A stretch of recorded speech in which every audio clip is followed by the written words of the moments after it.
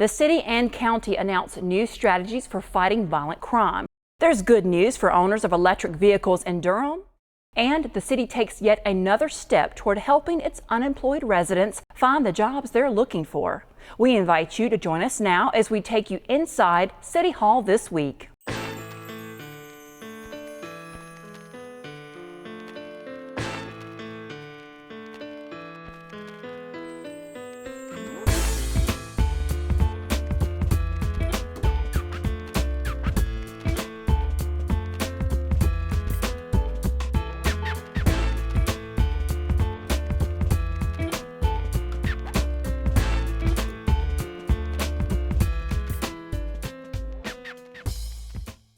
Hello, I'm Amy Blaylock. Welcome to City Hall this week, dedicated to keeping you informed about what's going on inside Durham City Hall.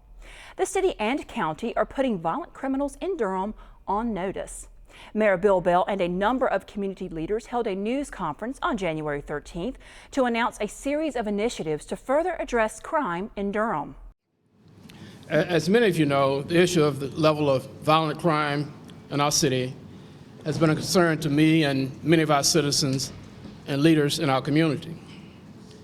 Following a 3% increase in violent crime in 2011, I convened a group of city and county officials to develop a plan to enhance current efforts to reduce gun violence in Durham. Mayor Bell says that since the beginning of the year, there have been 3 homicides committed with guns. This is a very disturbing trend that we as a community should not and cannot accept. We have to renew our efforts and our commitment to reducing gun violence that kills our children, that destroys our families, that reduces our quality of life, and negatively impacts our economy. To meet that challenge, the mayor announced the first of several strategies to help reduce violent crime, especially those that are committed with firearms.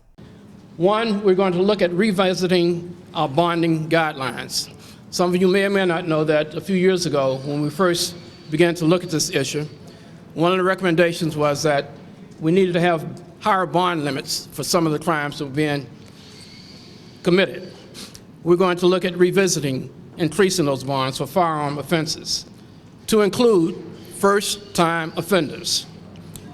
We're going to recommend possible new legislation to increase penalties for different classifications of firearm offenses and violence. Number 2, we're going to have a better approach to communicating and coordinating between the district attorney's office, the judges, and law enforcement. There will be regular meetings between law enforcement and the DA's office using a very team approach. The DA's office will have a staff person to track individuals who committed crimes using guns and share that information with law enforcement officials and the courts in a more coordinated and timely fashion. And Judge Morey has assigned a magistrate to the police department Monday through Friday to speed up the issuance of warrants for violent crime arrests. The police department will enhance its focus on the top violent crime offenders in each district. And while I speak about the police department, you recognize the fact that we have the sheriff here, and I can tell you the sheriff has been at the table at all of our meetings, and there's an agreement of cooperation between those 2 law enforcement officers, which is very important in a city such as Durham and a county such as Durham. In identifying its focus on the top violent crime offenders in each district, the police will be reaching out to them to let them know who they are and that they know who they are. And they will be strongly suggesting that they modify their behavior or suffer the consequences of very appropriate and direct law enforcement actions. In particular, they will place more emphasis in the areas where most gun violence occurs, in such areas as Northeast Central Durham, the Bullseye, and the East Durham Children's Initiative area. Now, I want to emphasize that this is not an effort to brand these areas as being unsafe, but to acknowledge that based on statistics, it is an area that needs more attention in our attempt to reduce the level of gun violence that has occurred in the past. The mayor says the message he wants these initiatives to convey to the general public is simple. is that if you're caught illegally carrying a firearm or gun in Durham, you're going to be scrutinized intensely, and it's not going to be business as usual. Likewise, for those who commit crimes with illegal guns or legal firearms, we're going to seek the highest penalties. Also during the news conference, Chief Jose Lopez Sr. said that one of the most important components of the new strategies is community involvement. He says the more willing people are to share information, the more everyone in Durham will benefit. The city is well on its way to developing and implementing a comprehensive solid waste disposal plan. The plan will be completed in 3 phases, the first of which is the review of current facilities and operations. The second includes preparing and issuing a request for proposals to solicit private sector partners for individual components of the recommendations. And phase 3 will include the implementation of recommendations. The City Council received an update on the completion of Phase 1 during its January 5th work session. The findings showed that the city provides a high level of service through 3 solid waste management facilities and private contracts for various services. You've got quite a bit of recycling and key services to citizens at virtually no cost to the immediate user. Other findings from the study include the fact that private service contracts are and will be an important part of the waste management system. Past changes to contracts and operations are saving the city approximately $3 million a year. And the scale house at the Waste Disposal and Recycling Center on East Club Boulevard serves as a gateway to a major part of the city's solid waste system. And that scale house makes 65,000 transactions a year, and they record $5.9 million. Based on those findings, there were 4 primary conclusions reached from the study. You must develop a plan that you control, that is most probable development for your future, and that it has flexibility. The 3 other conclusions include a recommendation that more money can be saved by evaluating and renegotiating service contracts, that scale house systems and traffic flow at the Waste Disposal and Recycling Center should be upgraded, and that the center is critical for good competition and the sustainability of the Solid Waste Management Department.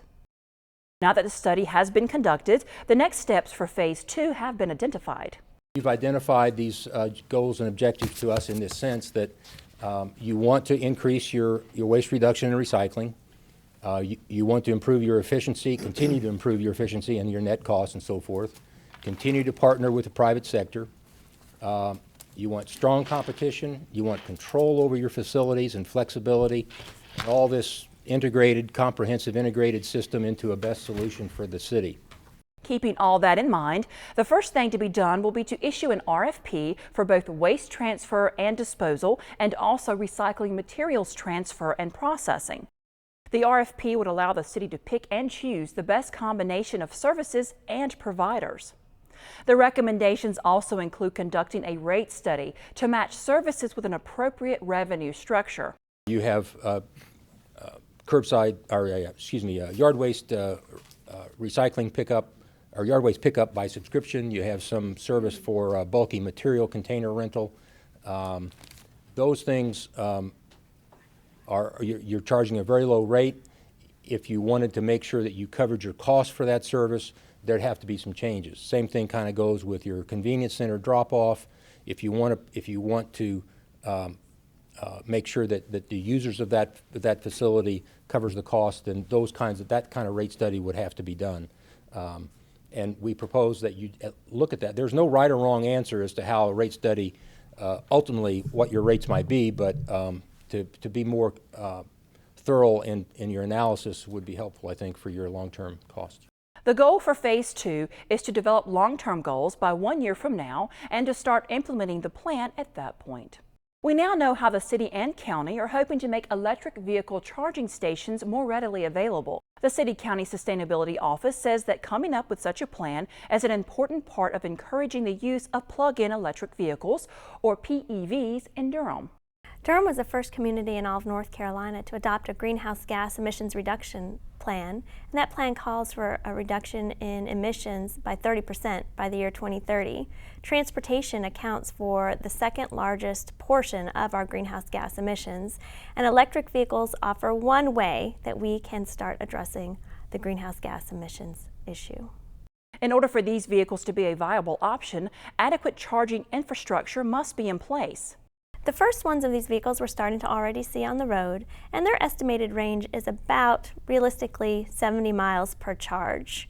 So most people, we anticipate, will charge at night when there's excess electricity and it's very convenient for them. But we want to address the issue of range anxiety. That is, people who are just a little afraid, will they or won't they have enough energy once they get to where they're going to get back home again? So we want to provide infrastructure for people if they do come to Durham or come to certain parts of Durham, that they know they'll be able to charge up, get a few more miles and be able to get back home again.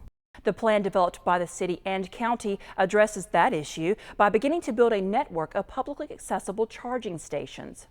So the city and county are installing charging stations throughout Durham during the month of January, and we're hoping by February 1st they'll be up and operational. Those are going to be located, the city is putting 2 over at Golden Belt. The county is putting in 4 at the new Justice Center parking deck, 2 at the South Durham Library, 2 at Main Library, and 2 at the North Durham Library. Due to cost and time constraints, most public charging stations will be able to provide enough charge to meet the needs of most people's daily commute. How long it takes to charge will depend on how much energy their cars currently have, so that really will depend on the vehicle itself.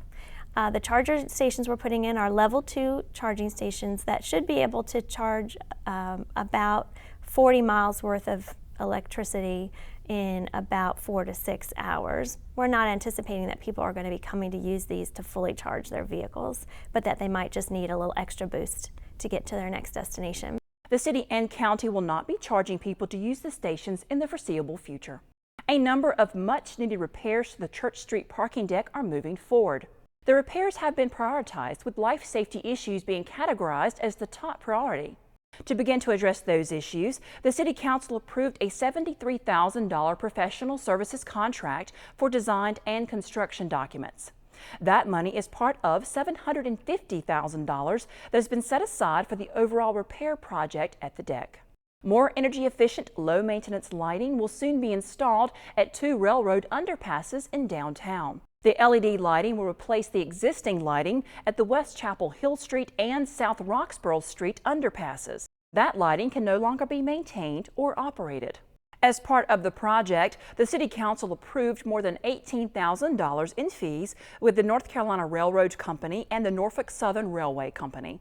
The total construction cost for the project is expected to be $40,000. Speaking out about the future of transit in Durham. Find out how many of you are making sure your voices are heard when City Hall This Week continues. Get on board the Bull City Connector, a fare-free route connecting Durham from the innovation of Duke to the history of downtown to the creativity of Golden Belt. The Bull City Connector is fare-free, frequent, and fun, connecting visitors, business travelers, students, and downtown workers to key destinations in and around Durham. So get on board the Bull City Connector Monday through Friday from 7 a.m. to midnight, plus Saturdays and holidays. For more information, call 485-RIDE or visit bullcityconnector.org.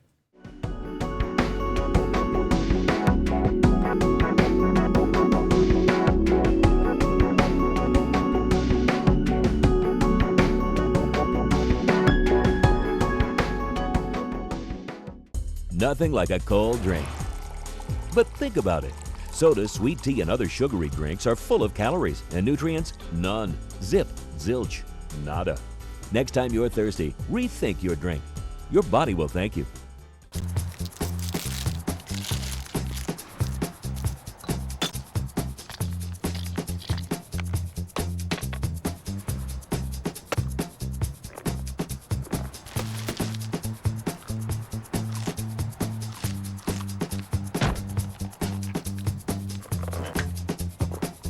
What we do to the planet, we do to ourselves.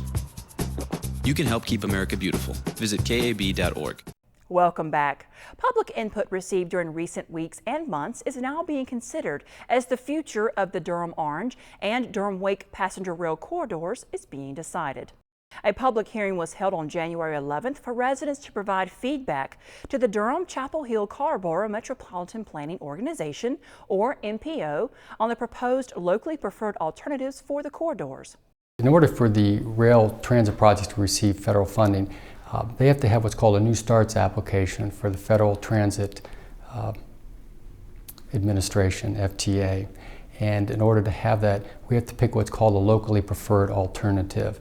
And what that means is we need to identify the endpoints of the route. We have to pick the corridor that it's going to take.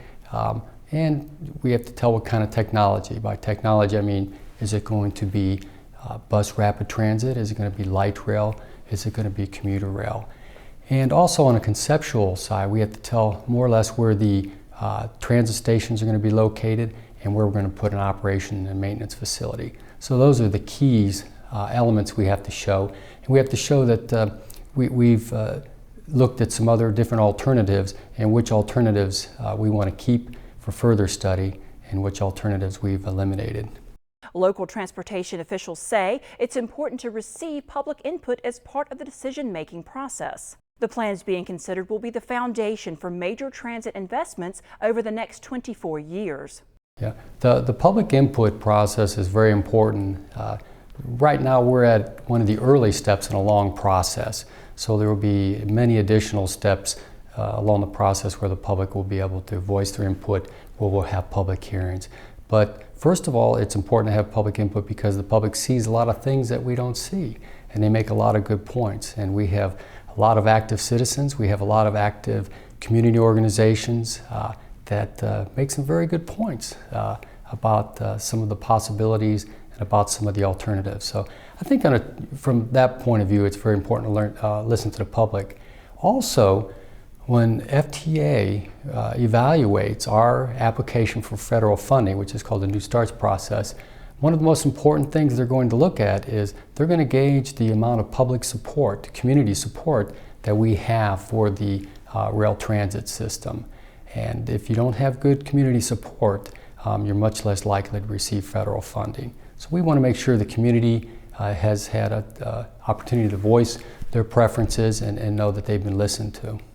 While the decision-making part of the process is important, the implementation of the transit projects and the county-specific bus investment plans are dependent on funding secured by successful local referenda. This past November in Durham County, a sales tax referendum for transit passed, half-cent sales tax. It's very important because the assumption right now for both the rail transit corridors, the commuter rail Durham to Raleigh and the light rail transit Durham to Chapel Hill, they have some assumptions for the capital cost. We're assuming that 50% of the capital cost would be from federal sources, 25% from state sources, but 25% would be from the local sources. And the great majority of that funding locally would come from the half-cent sales tax. And moving forward, in order to get funding from the state and federal government, it's very important to show that you have local support and that you have a local source of revenue to help finance the projects. The local support in Durham is dependent on Wake and Orange County, which both of those counties, well, I should say neither of those counties yet have voted to have a referendum yet. That could possibly happen this year in 2012. The corridor that you look at, the endpoints, for instance, the light rail transit system is in Chapel Hill. It's in Orange County. It runs through Orange County. So we're dependent on the Orange County providing a source of local revenue for the light rail transit system proposed. It's the same thing on the other side. Between Durham and Raleigh, we have the proposed commuter rail transit system. Most of that system is going to be in Wake County. And so, again, we're dependent on Wake County having a local source of funding in order for that section of the commuter rail transit system to be financed. A vote on the locally preferred alternatives is expected to be held on February 8th. For more information, visit ourtransitfuture.com. Some of the city's future water demands will soon be met by a new elevated storage tank. The 3 million gallon tank, which will look something like this one, will be located on Andrew Avenue and will store finished drinking water. The additional storage is needed to equalize flow rates during peak times of water use during the day. It is also needed to supply water and maintain system pressure during emergencies such as fires and water line breaks. Construction of the new tank is expected to cost $6 million. And upgrading the way the city handles solids as part of the water treatment process is in the works. As part of the routine treatment of raw water into drinking water, solids are settled and filtered out of the raw water.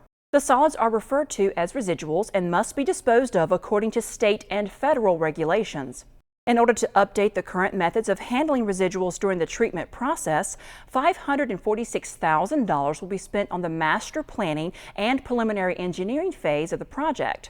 The rest of the project is expected to cost up to $35 million. The city is also making a big investment in its residents who are unemployed, underemployed, transitioning to a new career, or starting their own business. The Durham Job Link hosted a free employability workshop on January 19th. Participants were given a chance to learn new job search strategies by developing an understanding of the business side of the process. They were given a chance to develop their own brand, as well as to see how the interview works from the recruiter's side of the table. For more information about the other services offered by Durham Job Link, visit the Office of Economic and Workforce Development's homepage on the city's website. Some much-needed repairs are in the works for Old North Durham Park. Find out what they are and how they will affect the future of the facility when City Hall This Week continues.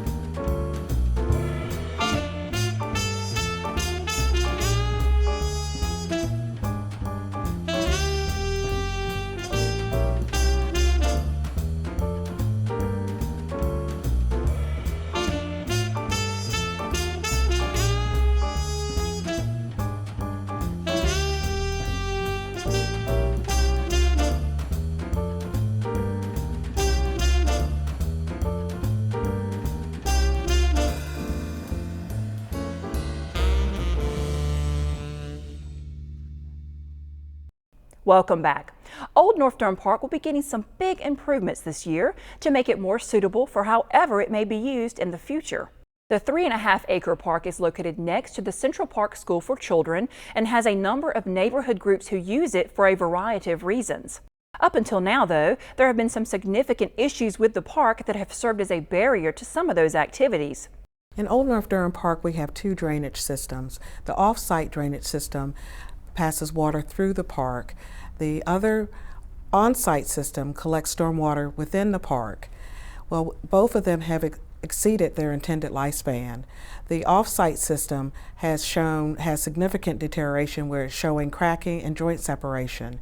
And the on-site system was not built with enough slope and routinely is clogged with the leaves from the trees. This situation with the two drainage systems causes routine flooding and ponding in the park, which affects the growing of vegetation. The stormwater and drainage problems are now scheduled to be addressed this spring at an approximate cost of $100,000. The storm drainage systems, both of them will be removed and replaced, and there will be a slope for the on-site system, which will ensure that there will be proper drainage in the park, and the trees that have also reached the end of their lifespan will be removed and not be located near the drainage system. The City Council also approved a specification that the park soccer field can be lined with dimensions of at least 300 feet by 160 feet. While that's 20 feet smaller than previous requirements, the field can be used to accommodate the larger dimensions whenever needed. The improvements will make sure that the park can continue to be used in a diverse way now and in the future. Can be used for recess by the children at the school nearby and can be used for many community events. We've had events as diverse as community campfires. Cooperative Extension has had a cow show for the 4-H group. There's been a strawberry festival. So it will be able to accommodate all the needs of the community and stakeholders. The Parks and Recreation Department says it will let area residents and groups know when portions of the park will be closed for the maintenance work. The renovation of the Rock Quarry tennis facility recently received a significant boost. The city will use a $10,000 Raise the Net grant to help improve the tournament readiness of the facility. A renovation of the courts is already underway, but the additional money will be used to pay for new benches, score reporters, and other amenities. The grant was awarded to the city by the North Carolina and United States Tennis Associations. Remembering the life and legacy of Reverend Dr. Martin Luther King Jr. Find out how the city and county's annual celebration offered a look back, as well as a call to action for the future when City Hall this week continues. For every one of these spots, there are at least 5 to 24 others for you to use. Many folks think that people with disabilities are getting special treatment with these parking spaces, but it's really a safety issue, not a convenience. Many drivers backing out of a parking space can't see a person with a disability. Remember, accessible parking is a civil right built on safety. For more information, call the Americans with Disabilities Act Information Center at 800-949-4232. Yeah, I'm almost there. I just gotta find that cross street.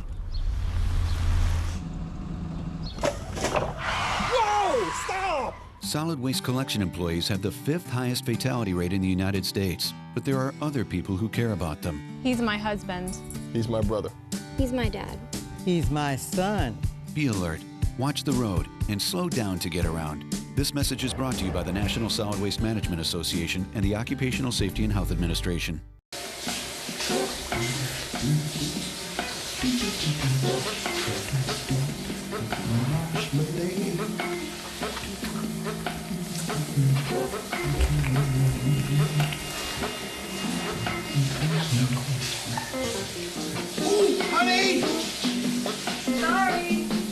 Once you get the hang of it, you're gonna love using the 111 water and money saving tips at durhamsaveswater.org.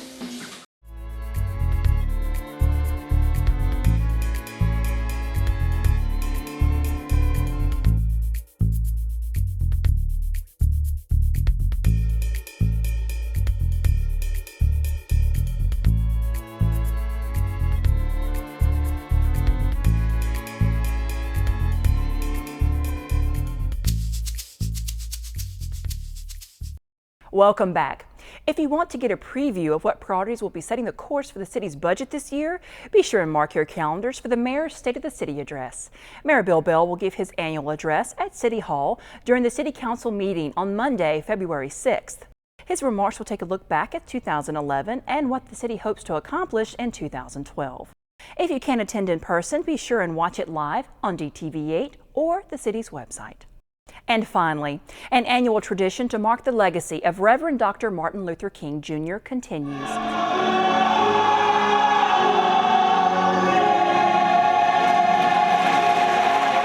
The city and county hosted the 7th annual Martin Luther King Jr. Employee Observance Program at First Presbyterian Church on January 11th. You have no idea how honored I am to be here today and speak to you, not only to celebrate the Dr. Martin Luther King Jr., but to continue and challenge us to move on in a generational movement. During her speech, this year's keynote speaker, Judge Marsha Murray, reminded those in attendance that while we've come a long way, the fight for civil rights is not over. The march goes on, and a long road lies ahead for all of us. Civil rights is not just about color. I think it's about the dignity of human rights. It's about voters' rights. It's about women's rights, religious rights, gay rights, handicap rights. As Dr. King said, fundamental rights, a promissory note to all people of the unalienable right to life, liberty, and the pursuit of happiness. Music for the program was provided by the City County Martin Luther King Jr. Employee Choir. That does it for this edition of City Hall This Week. Be sure to like DTV8 on Facebook and follow us on Twitter to find out how you can tune into this show, City Life, and all the city's programming. You can also find us on demand on the city's website at durhamnc.gov/DTV8. I'm Amy Blaylock. Thank you for joining us for City Hall This Week.